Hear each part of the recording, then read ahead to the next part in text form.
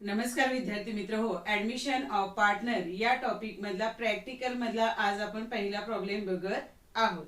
तर मग पहिल्यांदा प्रॉब्लेम वाचायला सुरुवात करते. काय सांगितलंय बघा.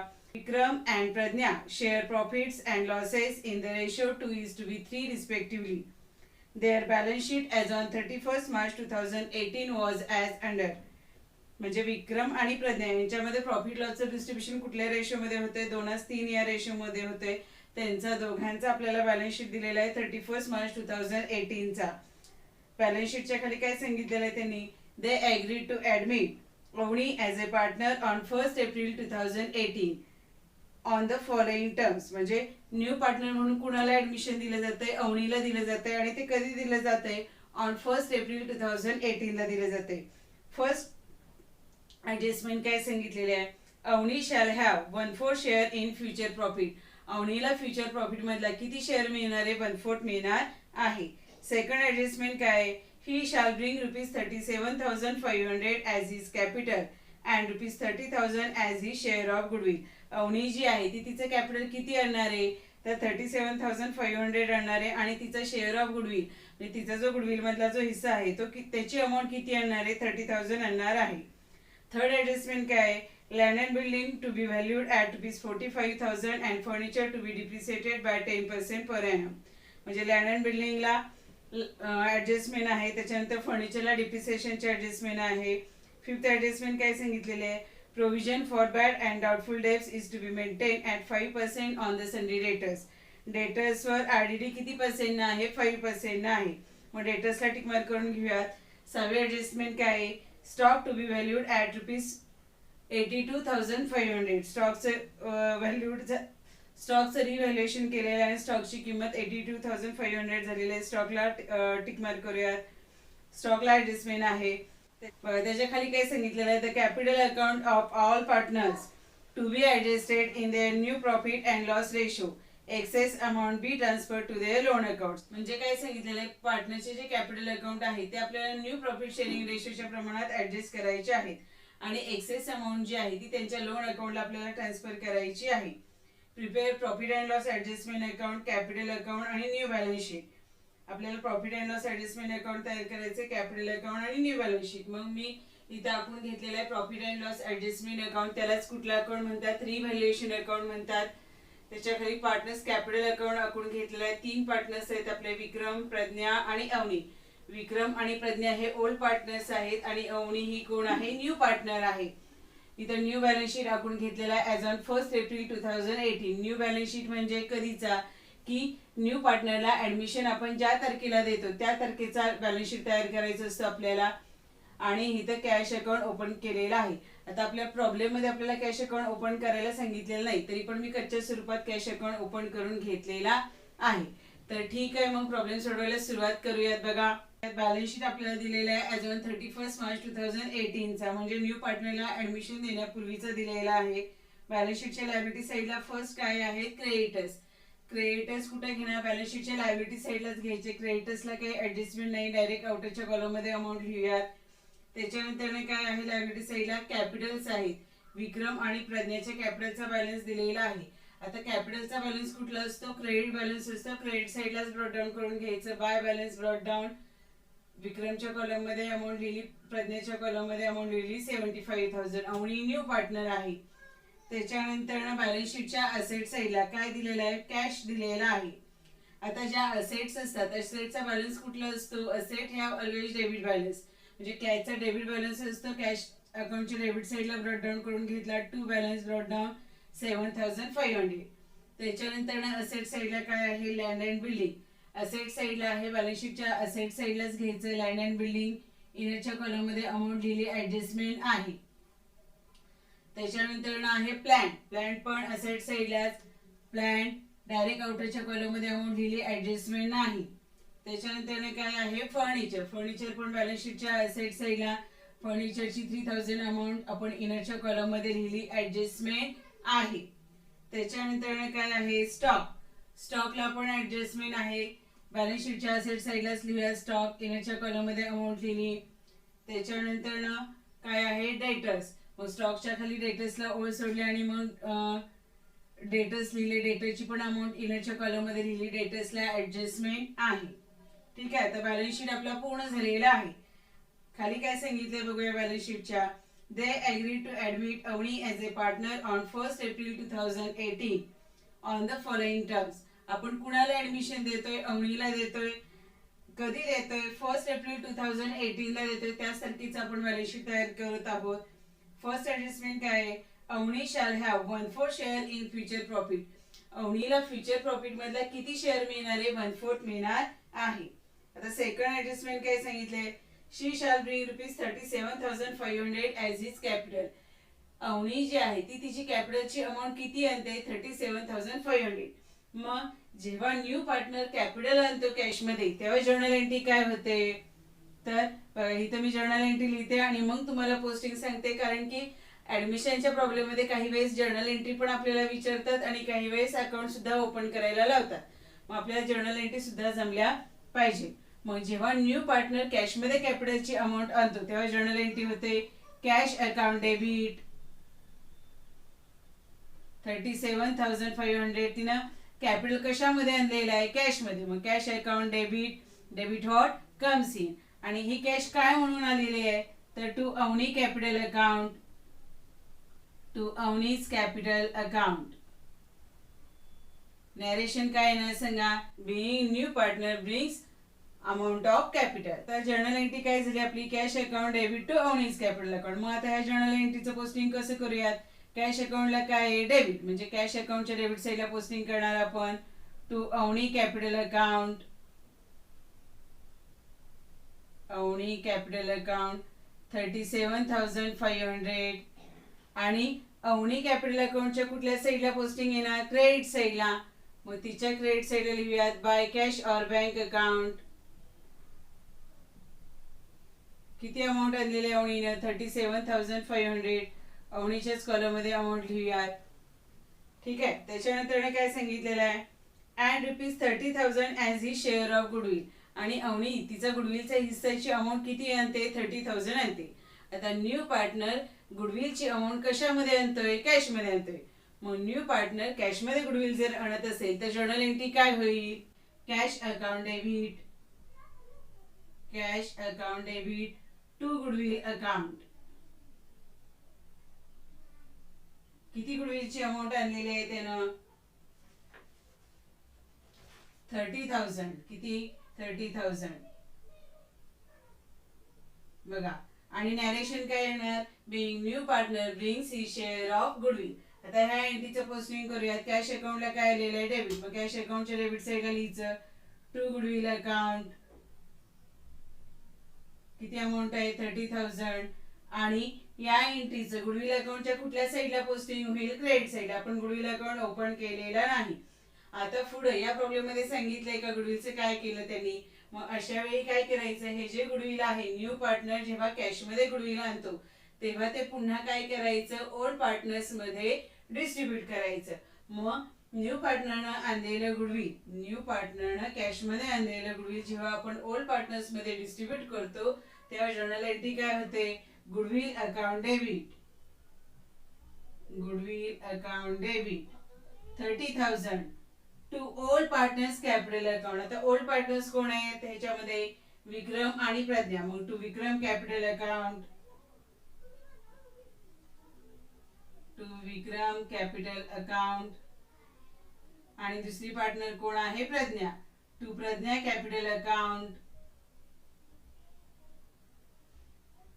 आता ओल्ड पार्टनर्स मध्ये आपण डिस्ट्रीब्यूट करतोय. कुठल्या रेशो मध्ये करायचं? त्यांचा जो ओल्ड प्रॉफिट शेअरिंग रेशो आहे त्याच्यामध्ये डिस्ट्रीब्यूट करूयात. गुडविलची अमाऊंट किती आहे? 30,000. आता विक्रम आणि प्रज्ञा यांच्यामध्ये प्रॉफिट लॉसचं डिस्ट्रीब्युशन कुठल्या रेशो मध्ये होतंय? 2:3 या रेशो मध्ये होत आहे. मग 2:3. मग विक्रमचा शेअर ऑफ गुडविल किती येईल? विक्रम गुडविलची अमाऊंट किती आहे आपली? 30,000. त्याच्यामध्ये विक्रमचा हिस्सा किती आहे? 2. किती पैकी? 2 आणि 3 5. 5 पैकी विक्रमचा हिस्सा आहे किती? 2. आणि दुसरी पार्टनर कोण आहे आपली? प्रज्ञा. 30,000. गुडविलची अमाऊंट किती आहे? 30,000. त्यातला प्रज्ञाचा हिस्सा किती आहे? 3. मग किती वाटप होत आहे बघा? 30,000ला जर 5 न जर भागलं, 30,000ला जर 5 न भागलं तर आलं किती? 6,000 आलं. 6,000 गुणिले 2 केले तर येणार आहे किती 12,000. आणि इथं पण सेम तसंच 6,000 गुणिले 3 केलं तर किती आलं 18,000 आलं. म्हणजे विक्रमला गुडविलची मिळणारी अमाऊंट किती 12,000 आणि प्रज्ञाला किती मिळणार आहे 18,000 मिळणार आहे. मग तिथं लिहिते ते Vikram capital account 12,000, Pragya capital account 18,000.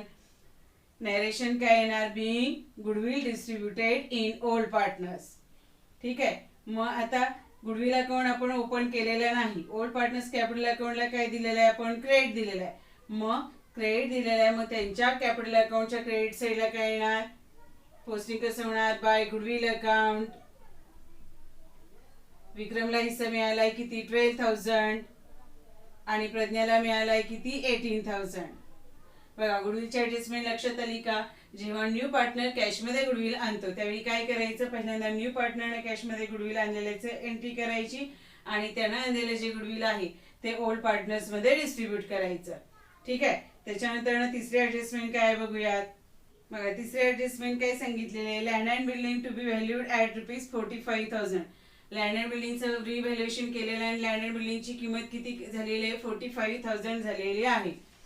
पहिली होती किती 37,500 आणि आता झाली आहे किती 45,000 झालेली आहे. म्हणजे लँड अँड बिल्डिंगची जी किंमत आहे ती किती रुपयांनी वाढली तर 7,500 ने वाढलेली आहे. मग त्याला काय म्हणणार ॲड ॲप्रिसिएशन. जेव्हा असेटच्या किमतीमध्ये वाढ होते तेव्हा त्याला काय म्हणायचं ॲप्रिसिएशन. Add appreciation. कितीचं ॲप्रिसिएशन झालं 7,500चं आणि लँड अँड बिल्डिंगची व्हॅल्यू झाली किती 45,000 झाली. आता लँड अँड बिल्डिंगची जी व्हॅल्यू आहे ती वाढत आहे बरोबर. Increase in the value of asset. असेटची किंमत वाढत आहे. हा काय आपला फायदा आहे ना. मग प्रॉफिट अँड लॉस ऍडजस्टमेंट अकाउंटच्या कुठल्या साईडला पोस्टिंग मिळायचं क्रेडिट साईडला. मग क्रेडिट साईडला काय लिहिणार तुम्ही bye land and building. Bye land and building आणि लँड अँड बिल्डिंगची व्हॅल्यू किती रुपयांनी वाढली 7,500. जेवढ्यानं अमाऊंट वाढली असेल तेवढी अमाऊंट इथे येणार. त्याच्यानंतर काय सांगितलेलं आहे furniture to be depreciated by 10%. फर्निचरवर डिप्रिसिएशन किती आहे 10%. आता फर्निचरची अमाऊंट किती आहे 3,000. 3,000 वर 10% डिप्रिसिएशन किती 300 येईल. बघा डिप्रिसिएशन ऑन फर्निचर कसं 300 येते बघा. तर 3,000 इंटू 10% डिप्रिसिएशन आहे म्हणजे 10/100. ह्या 20 ला 20 कॅन्सल झाले. 30 इंटू 10 केलं तर डिप्रिसिएशन आलं किती 300. डिप्रिसिएशन जे आहे ते असेट मधून आपण करतो काय लेस. मग फर्निचर मध्ये म्हणूयात लेस डिप्रिसिएशन. लेस डिप्रिसिएशन किती आलं आपलं 300. 3,000 मधून 300 लेस केले तर आले किती आउटरला 2,700. आता डिप्रिसिएशन आपला लॉस आहे. डिप्रिसिएशन मुळे आपल्या असेटची व्हॅल्यू कमी झालेली आहे. म्हणजे प्रॉफिट अँड लॉस ऍडजस्टमेंट अकाउंटच्या डेबिट साईडला येणार टू फर्निचर. फर्निचरची व्हॅल्यू कमी झाली ना डिप्रिसिएशन मुळे. कमी झाली काय झालं आपला loss. Debit the expenses and losses म्हणून डेबिट साईडला किती ना फर्निचरची व्हॅल्यू कमी झाली डिप्रिसिएशन मुळे 300. त्याच्यानंतर पाचवी ऍडजस्टमेंट काय बघा provision for bad and doubtful debts is to be maintain at 5% on the sundry debtors. डेटर्सवर आरडीडी आहे किती 5% आहे. आता डेटरची अमाऊंट किती आहे 87,000. 87,000 वर 5% आपण आरडीडी काढूयात. आरडीडी डेटरची अमाऊंट किती आहे आपली 87,000. 87,000 वर 5% म्हणजे 5/100.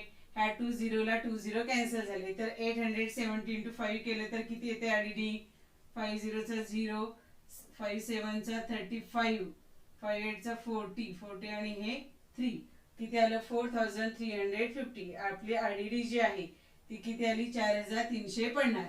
मग आरडीडी डेटर्स मधून करायची असते काय लेस. डेटर्स मध्ये म्हणूयात लेस आरडीडी किती 4,350. 87,000 मधून जर 4,350 लेस केले तर आउटरला किती येते 80,650. आणि आरडीडी म्हणून आपल्या डेटरची अमाऊंट कमी झाली. आपल्या असेटची व्हॅल्यू कमी झाली.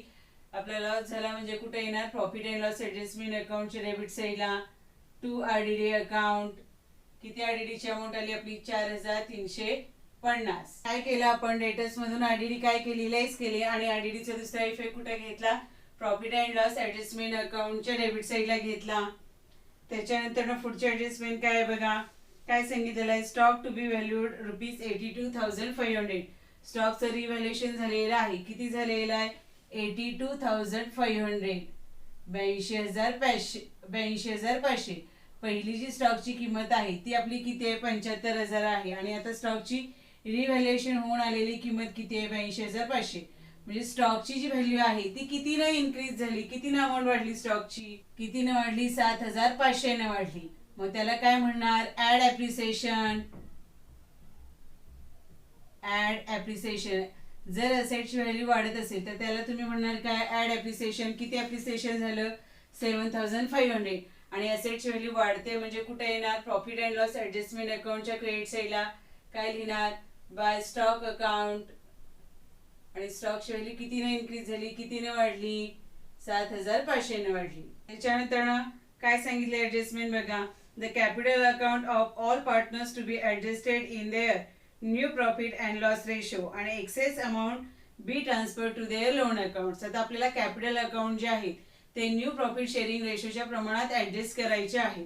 मग ते करत असताना पहिल्यांदा तुम्हाला काय करावं लागेल, तर पहिल्यांदा profit and loss adjustment account close करायचा, आलेला प्रॉफिट लॉस पार्टनर्सला द्यायचा आणि त्याच्यानंतर मग तुम्ही न्यू प्रॉफिट शेअरिंग रेशोच्या प्रमाणात कॅपिटल अकाउंट ऍडजस्ट करायचे. हा जो profit and loss adjustment account आहे तो पहिल्यांदा क्लोज करूयात. मग प्रॉफिट अँड लॉस ऍडजस्टमेंट अकाउंटच्या डेबिट साईडची आणि क्रेडिट साईडची दोन्ही साईडची टोटल करूयात. तर कुठल्या साईडची टोटल मोठी येते, क्रेडिट साईडची टोटल मोठी येते. किती येते बघा, 15,000 येते. दोन्ही साईडला लिहिले 15,000, 15,000. आणि क्रेडिट साईडच्या टोटल मधनं जर डेबिट साईडची टोटल किती आली, 4,750. ती जर लेस केली तर फरक किती येतोय, 10,350 येतोय.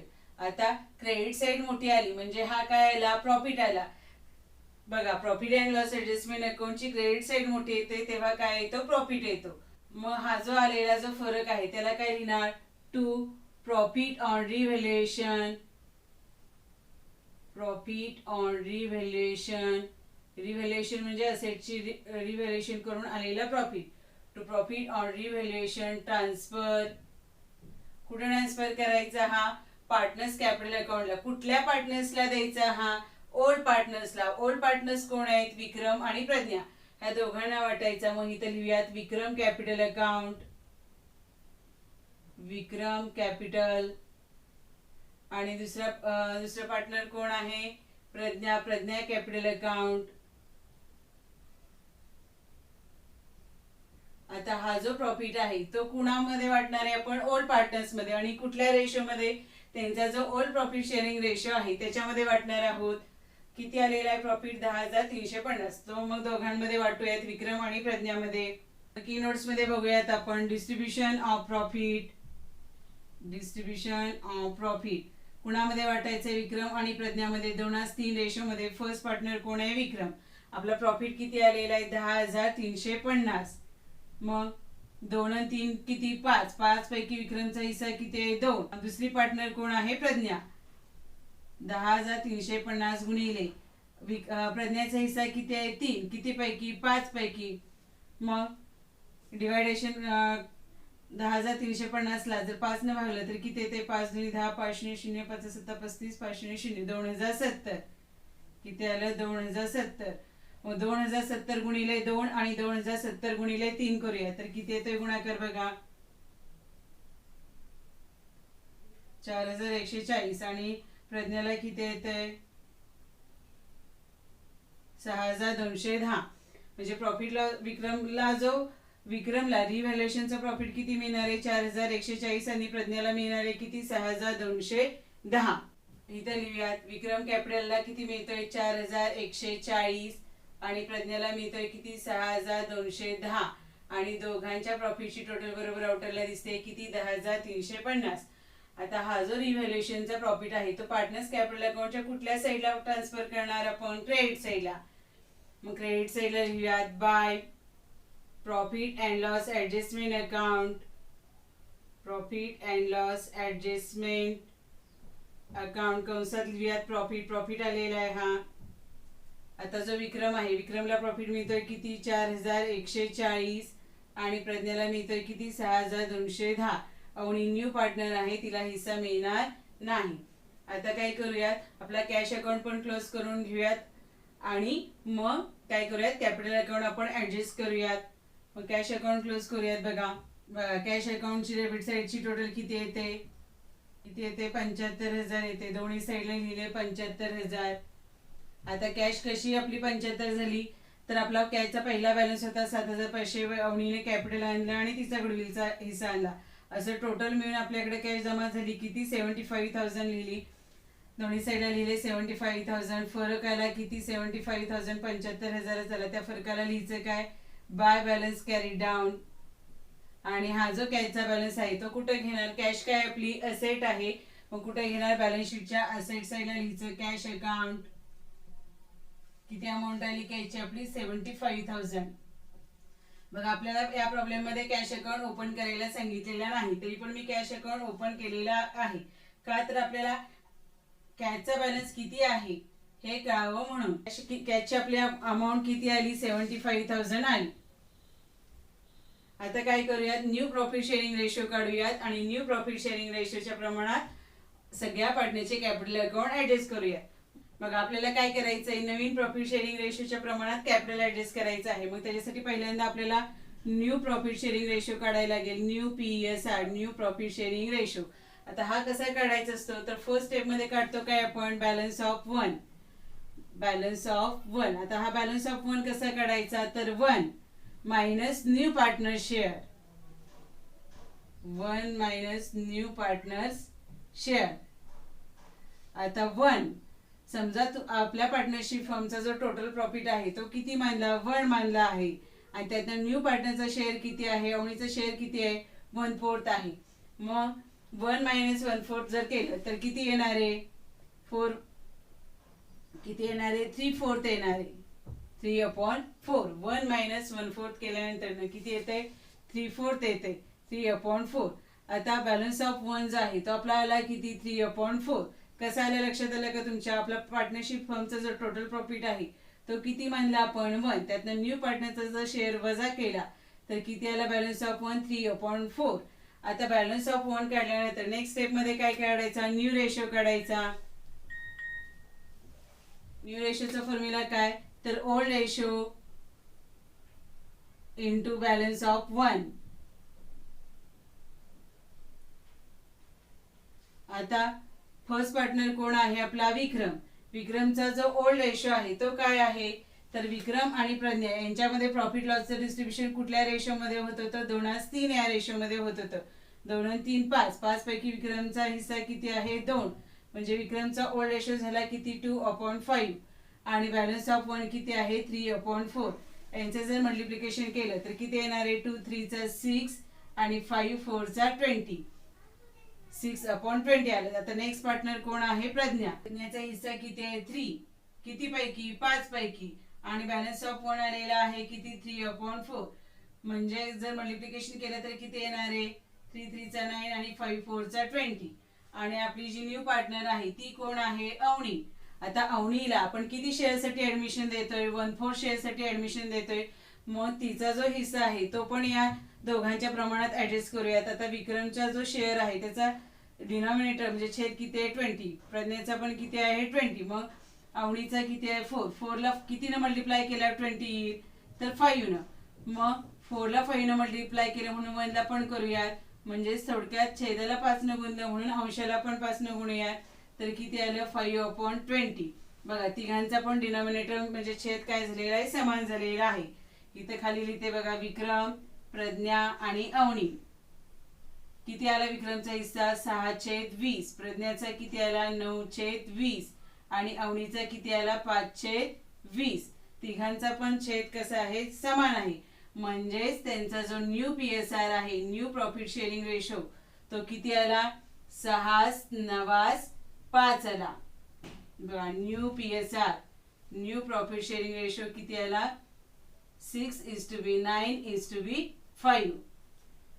ठीक आहे. बघा न्यू प्रॉफिट शेअरिंग रेशो काढला आपण. ही वर्किंग नोट्स महत्वाचे आहे, तुम्ही वाटल्यास परत लिहून घ्या ही व्यवस्थित.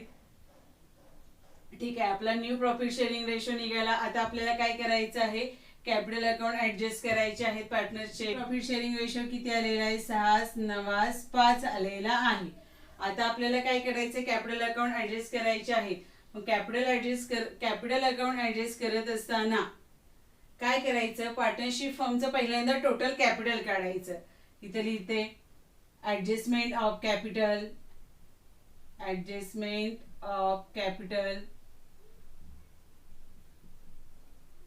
आता कॅपिटलची ऍडजस्टमेंट करत असताना पहिल्यांदा काय काढायचं असतं? पार्टनरशिप फर्मचं टोटल कॅपिटल काढायचं. पार्टनरशिप फर्मचं टोटल कॅपिटल काढायचं. आता ते टोटल कॅपिटल कसं काढायचं? तर न्यू पार्टनर्स कॅपिटल काय करायचं? न्यू पार्टनरचं कॅपिटल घ्यायचं. न्यू पार्टनर्स कॅपिटल इनटू म्हणजे गुणिले रेसिप्रोकल ऑफ हिज PSR. आता न्यू पार्टनर कोण आहे? आपली अवनी. अवनीने कॅपिटल किती आणलेला आहे? 37,500 आणलेला आहे. आणि रेसिप्रोकल ऑफ हिज PSR अवनीला जो आहे आपण किती शेअरसाठी ऍडमिशन दिलेलं आहे? 1/4 शेअरसाठी ऍडमिशन दिलेलं आहे. मग त्याचं रेसिप्रोकल म्हणजे व्यस्त काय होणार? तर 4/1. मग 37,500 इंटू जर 4 केले तर पार्टनरशिप फर्मचं टोटल कॅपिटल किती येतंय? 1,50,000 येते. टोटल कॅपिटल आलं किती आपलं? 1,50,000. टोटल कॅपिटल आलं किती? 1,50,000. मग त्याच्यामध्ये प्रत्येकाचा हिस्सा काढूयात. फर्स्ट कोण आहे? विक्रम. विक्रमचं कॅपिटल काढूयात. विक्रम कॅपिटल. आता टोटल कॅपिटल किती आहे? 1,50,000.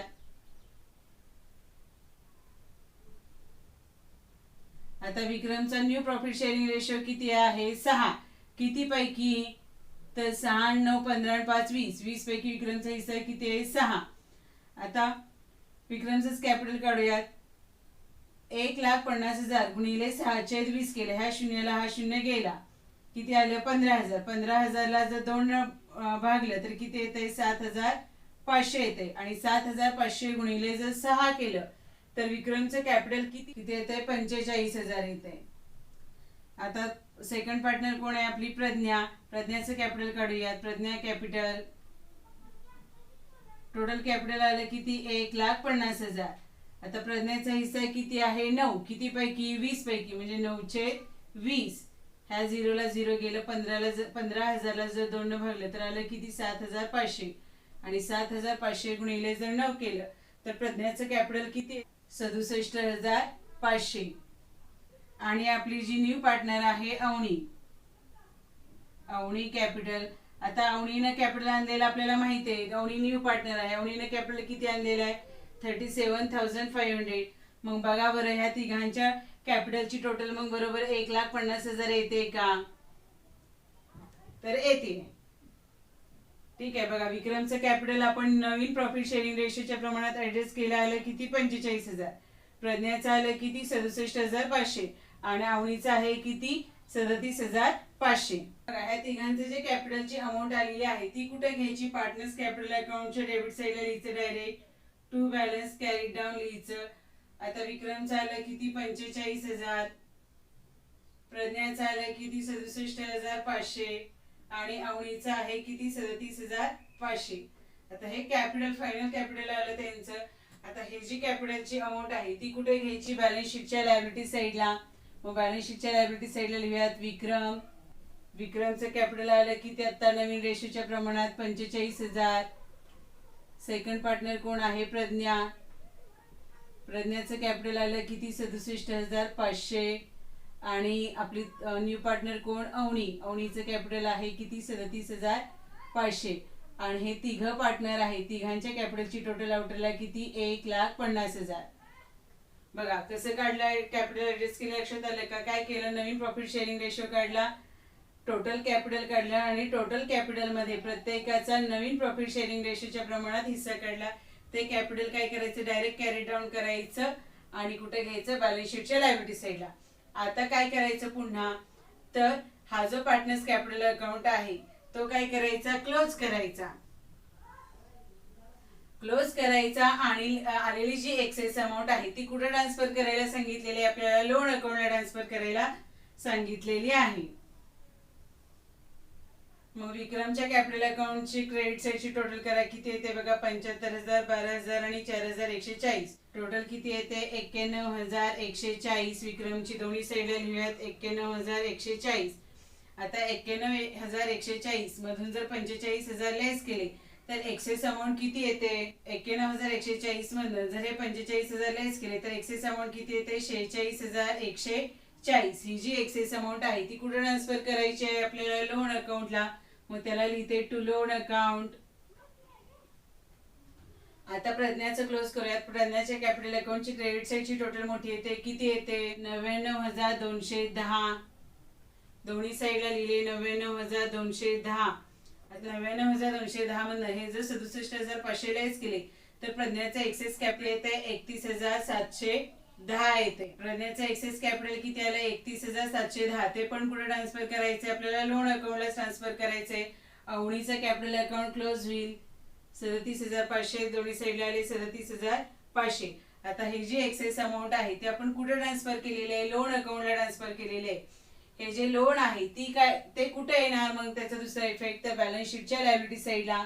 मग बॅलन्स शीटच्या लायबिलिटी साईडला लिहूयात partners loan account. Partners loan account कोण, विक्रम, आणि दुसरी पार्टनर कोण आहे, प्रज्ञा. आता विक्रमचं लोनची अमाऊंट आली किती, 46,140. 46,140 आणि प्रज्ञाची आली किती, 31,710. आणि दोघांच्या लोनची जी टोटल आहे ती 77,850. किती येते, 77,850. ठीक आहे. बघा आपण काय केलं आता, capital account new profit sharing रेशोच्या प्रमाणात ऍडजस्ट केले. आलेलं जे एक्सेस कॅपिटल आहे ते लोन अकाउंटला ट्रान्सफर केलं. एक्सेस कॅपिटल आलं म्हणजे काय आलं, त्यांचं कॅपिटल आलं किती, 45,000. आणि राहिलेलं जे कॅपिटल आहे ते त्यांच्या आपण कुठे ट्रान्सफर केलं, लोन अकाउंटला ट्रान्सफर केलं. आणि ह्या लोनची अमाऊंट कुठे आली, बॅलन्स शीटच्या लायबिलिटी साईडला. आता आपला प्रॉब्लेम जो आहे, सगळ्या ऍडजस्टमेंट झालेल्या आहेत, बॅलन्स शीट सोडून झालेला आहे. आता आपला जो बॅलन्स शीट आहे तो काय झाला पाहिजे, टॅली झाला पाहिजे. म्हणजे बॅलन्स शीटच्या लायबिलिटी साईडची आणि ऍसेट साईडची टोटल सेम आली पाहिजे. बॅलन्स शीटच्या लायबिलिटी साईडची टोटल येते 3,32,850. आणि बॅलन्स शीटच्या असेट साईडची पण टोटल तेवढीच येते, 3,32,850. बघा आपला इथं जो न्यू बॅलन्स शीट आहे, नवीन पार्टनरला ऍडमिशन दिल्यानंतरचा जो बॅलन्स शीट आहे तो काय झालेला आहे, टॅली झालेला आहे. म्हणजे इथं आपण हा जो प्रॅक्टिकल मधला आज पहिला प्रॉब्लेम सोडवला विक्रम, प्रज्ञा आणि अवनीचा, तो काय आहे, बरोबर आहे. तुमचं शेवटी बॅलन्स शीट टॅली होणं महत्वाचं आहे. हा जो प्रॉब्लेम आहे तो तुम्ही तुमच्या वहीमध्ये सोडवा. तुम्हाला जर काही अडचण आली तर मला तुम्ही विचारा. तर ठीक आहे, मग पुढच्या तासामध्ये आपण प्रॅक्टिकल मधला दुसरा प्रॉब्लेम घेऊयात. हे आपल्या अकाउंटचे जे व्हिडिओ आहे ते तुमच्या इतर मित्रांना जरूर शेअर करा, लाईक करा, सबस्क्राईब करा. तर ठीक आहे, मग इथं मी थांबते. थँक्यू.